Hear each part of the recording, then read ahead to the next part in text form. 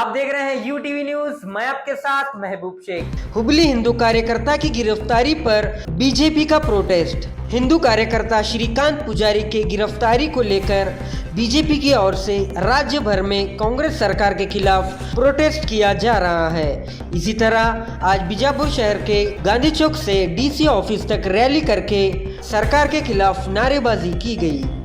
जय जय श्री राम। बोलो भारत माता की जय। बोलो भारत माता की जय। मुस्लिम तुष्टीकरण मर्तवा कांग्रेस सरकार के सिद्धामुल्ला खान गए, सिद्धामुल्ला खान गए।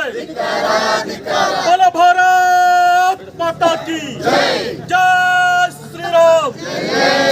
राम नरेंद्र मोदी ಅವರಿಗೆ ಭ್ರಷ್ಟ ಕಾಂಗ್ರೆಸ್ ಸರ್ಕಾರಕ್ಕೆ ದೇಶದ್ರೋಹಿ ಕಾಂಗ್ರೆಸ್ ಸರ್ಕಾರಕ್ಕೆ ಹಿಂದೂಗಳ ಮೇಲೆ ಸುಳ್ಳು ಕೇಸ್ ಹಾಕುತ್ತಿರುವ ಕಾಂಗ್ರೆಸ್ ಸರ್ಕಾರಕ್ಕೆ ವರ್ಷದ ಹಿಂದೆ ಆಗಿರ್ತಕ್ಕಂಥ ಘಟನೆ, ಅವತ್ತು ರಾಮ ಮಂದಿರದ ಹೋರಾಟಕ್ಕಾಗಿ ಪಾಲ್ಗೊಂಡಿರ್ತಕ್ಕಂಥ ವ್ಯಕ್ತಿ 30 ವರ್ಷ ಗತಿಸಿ ಹೋಗಿದಾವು.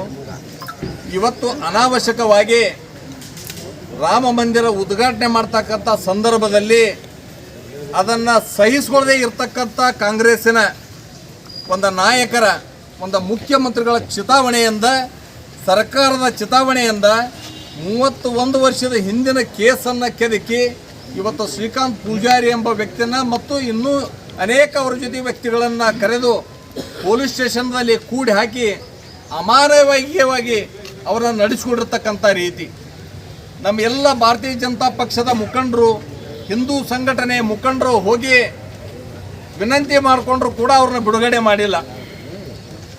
ಇವತ್ತು 30 ವರ್ಷದಲ್ಲಿ ದೇಶದಲ್ಲಿ, ರಾಜ್ಯದಲ್ಲಿ ಅನೇಕ ನಗರಗಳಲ್ಲಿ ಅನೇಕ ಕೇಸ್ಗಳ ಪ್ರಕರಣಗಳು ಬಾಕಿ ಇದ್ದಾವೆ. ಅವರನ್ನು ಯಾರನ್ನೂ ಮಾತಾಡಿಸ್ತಾ ಇಲ್ಲ. ಕೇವಲ ಮಾಡಿರ್ತಕ್ಕಂಥ ವ್ಯಕ್ತಿಗಳನ್ನು ಬಂಧಿಸಿದಲ್ಲಿ ನಿಮ್ಮದು ಏನು ವೈಯಕ್ತಿಕ ಹಿತಾಸಕ್ತಿ ಅಂತಂದರೆ, ಒಂದು ಕಡೆ ಇಡೀ ರಾಜ್ಯದಲ್ಲಿ ಯಾರ ಹಿಂದೂ ಸಂಘಟನೆ ವ್ಯಕ್ತಿಗಳದಾರ, ಯಾರು ಹಿಂದುತ್ವ ಸಂಬಂಧ ಬಡದಾಡ್ತಾರ, ಅವರಲ್ಲಿ ಭಯವನ್ನು ಸೃಷ್ಟಿ ಮಾಡ್ತಕ್ಕಂಥ ಕೆಲಸದಲ್ಲಿ ಇವತ್ತು ಸಿದ್ದರಾಮಯ್ಯನವರು ಸರ್ಕಾರ ತೊಡಗ್ಯದ.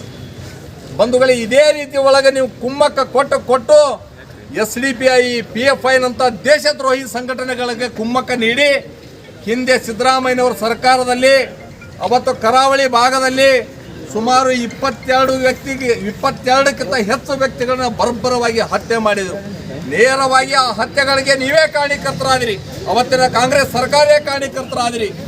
ಆದರೆ ಇವತ್ತು ಇಡೀ ರಾಜ್ಯದಲ್ಲಿ ಒಂದು ಕಡೆ ಬರಗಾಲ ಆವರಿಸಿಕೊಂಡದ, ಇನ್ನೊಂದು ಕಡೆ ನೂರಾರು ವರ್ಷದ ತಪಸ್ಸಿನಿಂದ, ನೂರಾರು ವರ್ಷ, ಸಾವಿರಾರು ವರ್ಷದ ನಿರಂತರ ಹೋರಾಟದಿಂದ ಇವತ್ತು ರಾಮ ಜನ್ಮ ಭೂಮಿಯಲ್ಲಿ ಅಲ್ಲಿ ರಾಮ ಮಂದಿರ ಕಟ್ಟಬೇಕು ಅಂತನ್ನುವಂಥ ದೇಶದ ಎಲ್ಲ ಪ್ರತಿಯೊಬ್ಬ ನಾಗರಿಕರ ಏನು ಹಿಂದೂ ಭಾವನೆಗಳು ಒಂದು ಇಚ್ಛೆ ಆಗಿತ್ತು, ಆ ಇಚ್ಛೆಯನ್ನು ಇವತ್ತು ಸುಪ್ರೀಂ ಕೋರ್ಟ್ ನ್ಯಾಯಾಲಯ ತೀರ್ಪು ಕೊಟ್ಟ ಮೇಲೆ ನ್ಯಾಯಯುತವಾಗಿ ಇವತ್ತು ರಾಮ ಮಂದಿರ ನಿರ್ಮಾಣ ಆಗ್ತಾ ಇದೆ. ನಮ್ಮ ಸಂಕಲ್ಪ ಇತ್ತು, ಇವತ್ತು ಜನವರಿ 22ನೇ ತಾರೀಕು ಅದು ಉದ್ಘಾಟನೆ ಆಗ್ತಾ ಇದೆ. ಹೀಗಾಗಿ ಎಲ್ಲಿ ಒಂದು ಕಡೆ ಇಡೀ ದೇಶದಲ್ಲಿ ಹಿಂದೂಗಳು ಒಂದು ಕಡೆ ಆಗಿಬಿಡ್ತಾರೋ, ಮುಂದಿನ ರಾಜಕಾರಣ ಮಾಡ್ಲಿಕ್ಕೆ ನಮ್ಗೆ ಆಗುವುದಿಲ್ಲ. ಈಗಾಗಲೇ ಕಾಂಗ್ರೆಸ್ ಸೋತು ಸುಣ್ಣ ಆಗಿಬಿಟ್ಟಿದ್ದೀವಿ, ಇನ್ನು ಮುಂದೆ ನಮ್ಗೆ ರಾಜಕೀಯವಾಗಿ ನಮ್ಗೆ ಭವಿಷ್ಯನೇ ಇಲ್ಲ. ಆ ಕಾರಣಕ್ಕೋಸ್ಕರ ಹತಾಶೆಗೊಂಡಿರ್ತಕ್ಕಂಥ ಕಾಂಗ್ರೆಸ್ ನಾಯಕರು ಇವತ್ತು ಹಿಂದೂಗಳಿಗೆ ಭಯವನ್ನು ಸೃಷ್ಟಿ ಮಾಡಬೇಕನ್ನೋಂಥದ್ರೊಳಗೆ ನೀವು ಸೇರಿದಿರಿ. ಈಗಾಗಲೇ ದೇಶದಲ್ಲಿ ನಿಮಗೆ ಎಲ್ಲೂ ಮುರುಗಿ ಸಾಹೇಬ್ರಿಗೆ ಕೊಡ್ತಾ ಇದ್ದೀವಿ ನೋಡಿ.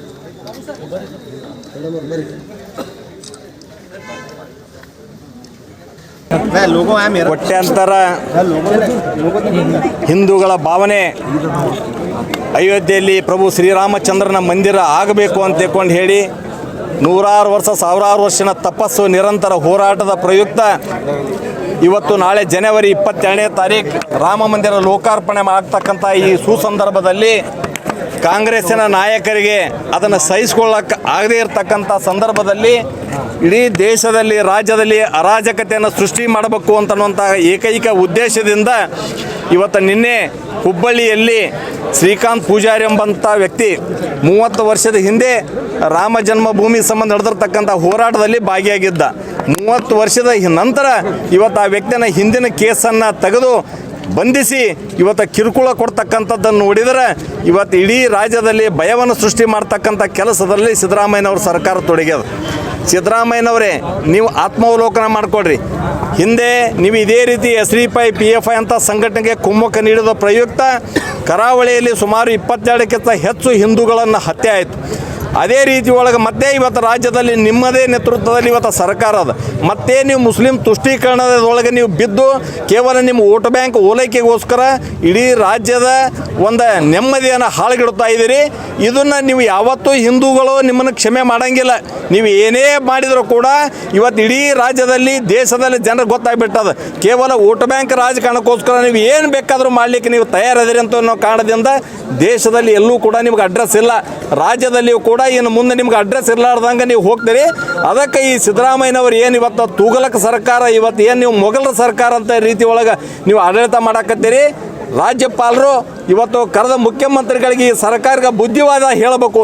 ಇಲ್ಲದೆ ಇದರ ರಾಜ್ಯದಲ್ಲಿ ನೀವು ರಾಷ್ಟ್ರಪತಿ ಆಳ್ವಿಕೆ ತಂದು ಜನರ ನೆಮ್ಮದಿಯನ್ನು ಕಾಪಾಡಬೇಕಂತ ಅನ್ನುವಂಥದ್ದಕ್ಕೆ ಭಾರತೀಯ ಜನತಾ ಪಕ್ಷ ವಿಜಯಪುರ ಜಿಲ್ಲಾ ಘಟಕದಿಂದ ನಾವು ಒತ್ತಾಯ ಮಾಡ್ತಾ ಇದ್ದೀವಿ.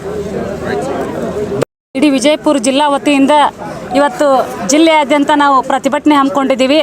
ಶ್ರೀಕಾಂತ್ ಪೂಜಾರಿ ಅವರನ್ನು ಏನು ಶ್ರೀರಾಮನ ಈ ಒಂದು 500 ವರ್ಷಗಳ ಕನಸಿತ್ತು, ಎಲ್ಲ ಹಿಂದೂಗಳು ಕೂಡಿ ಈಗ ಲೋಕಾರ್ಪಣೆ ಆಗ್ತಾಯಿದೆ ಜನವರಿ 22ಕ್ಕೆ. ಅದನ್ನು ಸಹಿಸ್ಕೊಳ್ಳಿಕ್ಕೆ ಕಾಂಗ್ರೆಸ್ಸಿಗರಿಗೆ ಆಗ್ತಾ ಇಲ್ಲ. ಬರೀ ತುಷ್ಟೀಕರಣ ನೀತಿಯನ್ನು ಅವರು ಮುಂದುವರಿಸ್ತಾ ಇದ್ದಾರೆ. ಮತ್ತು ಬರೀ ಇನ್ನೂವರೆಗೂ ರಾಜ್ಯದಲ್ಲಿ ಯಾವ ಕಾಮಗಾರಿಗಳಾಗಿಲ್ಲ, ಅಭಿವೃದ್ಧಿಗೆ ಅವ್ರ ಹತ್ರ ಹಣನೇ ಇಲ್ಲ. ಬರೀ ಬಿಟ್ಟಿ ಭಾಗ್ಯಗಳು, ಫ್ರೀ ಭಾಗ್ಯಗಳು ಘೋಷಣೆ ಮಾಡಿದ್ದಾರೆ. ಹೆಣ್ಮಕ್ಳಿಗೆ ಕೂಡ ಅವು ಅಮೌಂಟ್ ಕೂಡ ಜಮಾ ಆಗಿಲ್ಲ. ಒಂದು ಕಣ್ಣಿಗೆ ಬೆಣ್ಣೆ, ಒಂದು ಕಣ್ಣಿಗೆ ಸುಣ್ಣ ಹಚ್ಚುವಂತಹ ಕೆಲಸ ಮಾಡ್ತಾ ಇದ್ದಾರೆ. ಹೆಣ್ಮಕ್ಳು ಕೂಡ ಹಿಡಿ ಶಾಪ ಹಾಕುವಂಥದ್ದಾಗ್ಯದ. ಇಂಥ ಸರ್ಕಾರ ಬ್ಯಾಡ್ ಅಂತೇಳಿ ಎಲ್ಲಿ ಹೋದಲ್ಲಿ ಜನ ಎಲ್ಲ ಚೀಮಾರಿ ಹಾಕ್ತಾ ಇದ್ದಾರೆ. ಇನ್ನಾದರೂ ಕೂಡ ಎಚ್ಚೆತ್ಕೋಬೇಕು. ಯಾಕಂತಂದ್ರೆ ರಾಮ ಮಂದಿರ ಇಡೀ ಎಲ್ಲ ಹಿಂದೂ ಭಾರತದಲ್ಲಿರ್ತಕ್ಕಂಥ ಪ್ರತಿಯೊಬ್ಬರ ಹಿಂದೂಗಳ ಕನಸಾಗ್ಯದ. ಅಂತಹ ಕೆಲಸವನ್ನು, ನೀಚ ಕೆಲಸವನ್ನು ಬರೀ ಒಂದು ಓಟಿಗಾಗಿ, ಮತ ಬ್ಯಾಂಕಿಗೋಸ್ಕರ ಅಂತಹ ನೀಚ ಕೆಲಸಕ್ಕೆ ಈ ಕಾಂಗ್ರೆಸ್ಸಿಗರು ಇಳಿಬಾರ್ದು.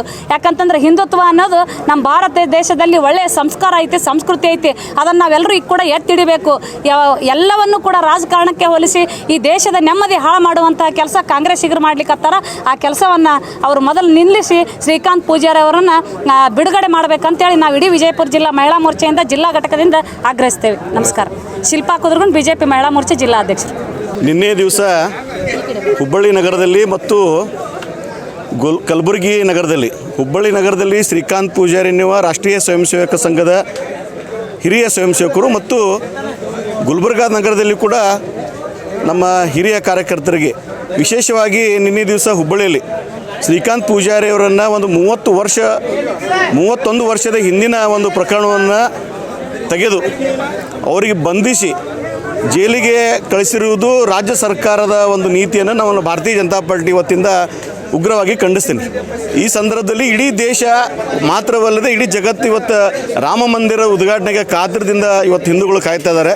ಇಂಥ ಸಂದರ್ಭದಲ್ಲಿ ಏನು ನಮ್ಮ ರಾಜ್ಯದ ಮುಖ್ಯಮಂತ್ರಿಗಳಾದಂಥ ಸಿದ್ದರಾಮಯ್ಯ ಅವರು ಏನು ಹಿಂದೂ ವಿರೋಧಿ ನೀತಿಯನ್ನು ಅನುಸರಿಸಿ ನಮ್ಮ ಹಿಂದೂ ಕಾರ್ಯಕರ್ತರನ್ನು ಬಂಧಿಸುವುದು ಮತ್ತು ಅವ್ರ ಮೇಲೆ ಪ್ರಕರಣ ದಾಖಲಿಸುವುದು ಹೇಯ ಕೃತ್ಯ ಅಂತೇಳಿ ಸಂದರ್ಭದಲ್ಲಿ ಖಂಡಿಸ್ತೀನಿ. ಕೂಡಲೇ ಬಂಧಿಸಿದಂಥ ಕಾರ್ಯಕರ್ತರನ್ನು ಬಿಡಬೇಕು, ವಿನಾಕಾರಣ ಹಿಂದೂ ಕಾರ್ಯಕರ್ತರ ಮೇಲೆ ಕೇಸ್ ಹಾಕುವುದನ್ನು ತಡಿಬೇಕಂತೇಳಿ ಈ ಸಂದರ್ಭದಲ್ಲಿ ನಾನು ಆಗ್ರಹ ಪಡಿಸ್ತೇನೆ. ನಾನು ಶಿವರುದ್ರ ಬಾಗಲಕೋಟೆ ಮಹಾನಗರ ಪಾಲಿಕೆ ಸದಸ್ಯ ಮತ್ತು ಭಾರತೀಯ ಜನತಾ ಪಾರ್ಟಿಯ ಜಿಲ್ಲೆಯ ಪ್ರಧಾನ ಕಾರ್ಯದರ್ಶಿ. ऐसे ही खबर देखने के लिए UTV न्यूज एक्सप्रेस को लाइक करें, शेयर करें, कमेंट करें और सब्सक्राइब करना ना भूलिए. आपके विचार हमारे लिए बहुत मायने रखते हैं.